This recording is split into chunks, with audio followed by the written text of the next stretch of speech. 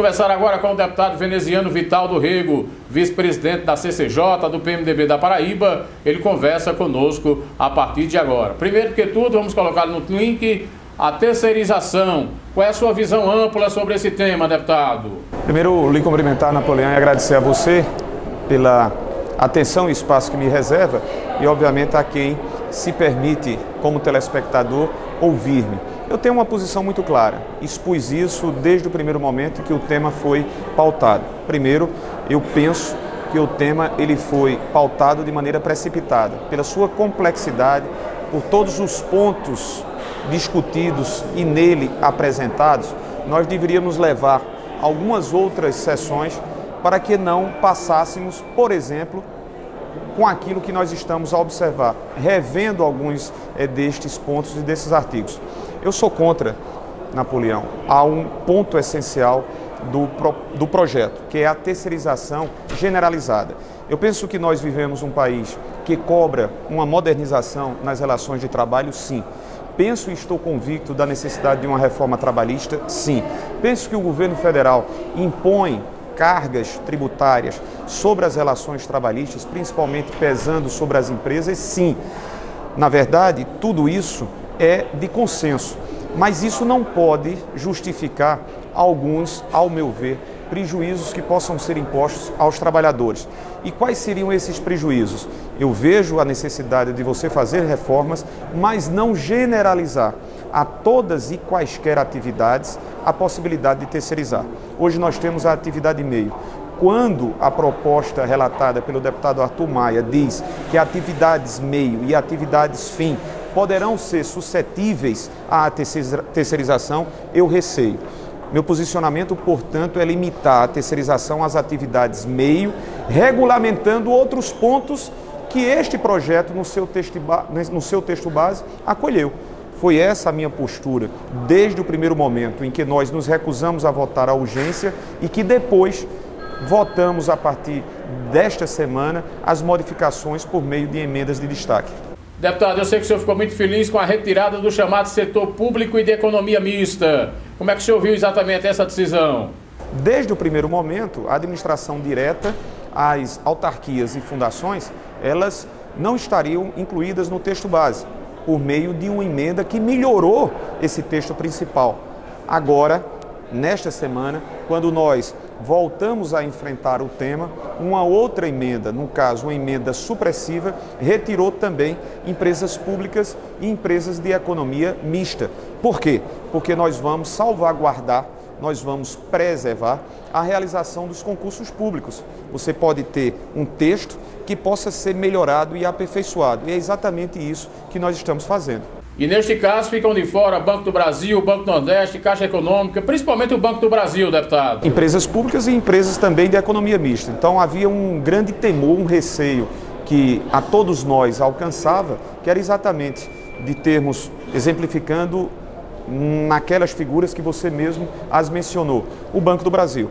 Imagine se todas as atividades referentes ao dia a dia dessa instituição gigantesca de 2 séculos, elas fossem terceirizadas, não permitindo a realização de concursos públicos. É aí onde está.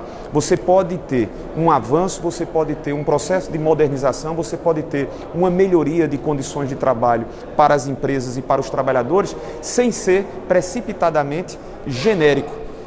É nesse ponto que eu tenho firmado, até para que os cidadãos na Paraíba possam saber, estabelecido o diferencial. Eu sou a favor da atenção ou da atividade meio através de terceirização, não às atividades fim. O senhor esteve ao lado do governador Ricardo Coutinho apoiando no encontro dos governadores do Nordeste, deputado veneziano.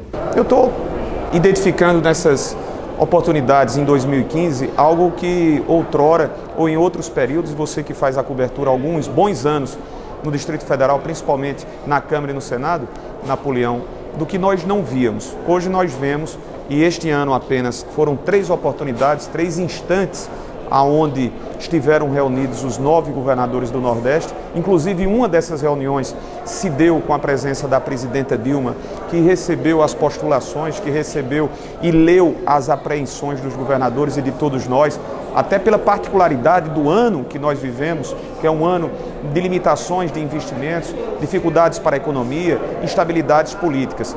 Eu quero louvar a iniciativa dos governadores, e aí resiste-se também a própria iniciativa condutora do governador Ricardo Coutinho, que tem conseguido dar um sentimento comum.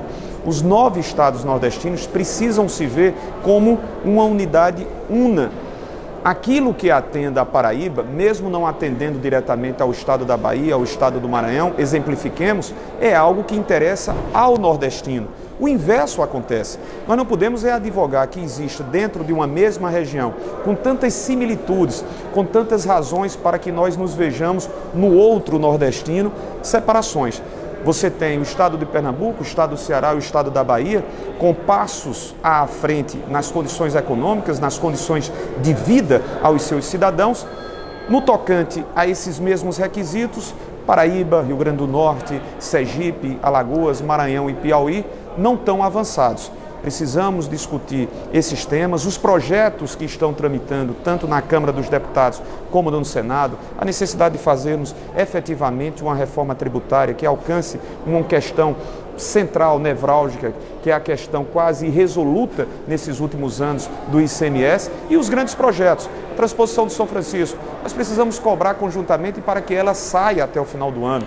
Os investimentos na Transnordestina, nós precisamos mostrar à presidenta Dilma que mesmo no ano de retrações nos seus investimentos, não podemos paralisar essas obras que desenvolverá, por meio dela, os estados do Nordeste mais carentes. Então a visão que eu tenho é de que foi muito feliz a iniciativa, uma presença marcante de senadores e de deputados federais, para que nós nos mostremos unidos em torno de uma causa que é a causa do Nordeste. Eles aproveitaram também para cobrar a questão dos royalties, que foi iniciativa do seu irmão, o senador Vital do Rego, em relação à liberação para os estados, deputado. Você se lembra, está muito viva a sua memória e a memória dos telespectadores, quando o governador Ricardo vai não cobrar, mas obviamente lembrar a ministra Carmen Lúcia sobre a necessidade que todos nós, estados menos favorecidos pela não distribuição desses royalties, que foi o projeto de autoria substitutivo do senador Vital do Rego Filho. E até por uma questão de justiça e até por lembrar do trabalho que ele fez aqui, que levou alguns meses, inclusive assumindo uma dura batalha no tocante à visão que tinha o Rio de Janeiro, o Espírito Santo como produtores, mas que queriam todos os resultados de produção para os seus estados, sem entender que aquilo que é produzido para a União e que deve ser entendido de forma a haver um compartilhamento. Digo isso porque ainda quando o prefeito de Campina sabia exatamente dimensionar o que poderia ocorrer, o que poderia ser transferido de recursos nessa redistribuição de royalties. Tomara, já se passa pelo menos um período de 2 anos que ainda o Supremo Tribunal Federal, em relação a esta matéria, às mãos da excelentíssima senhora, competentíssima senhora ministra Carmen Lúcia, possa definitivamente resolver, porque isso daria um alívio e, mais do que isso, condições no momento como hoje, um momento de retração, de limites de investimentos para 2015 e também para 2016, se nós não tivermos uma economia retomando, mesmo que em passos lentos, mas retomando uma realidade que nós desejamos, seria de bom alvitre e um oxigênio que nós esperamos há um bom tempo. Tá aí, portanto, o deputado veneziano Vital do Rego, do PMDB da Paraíba, conversando conosco aqui na TV Parlamento Nordeste.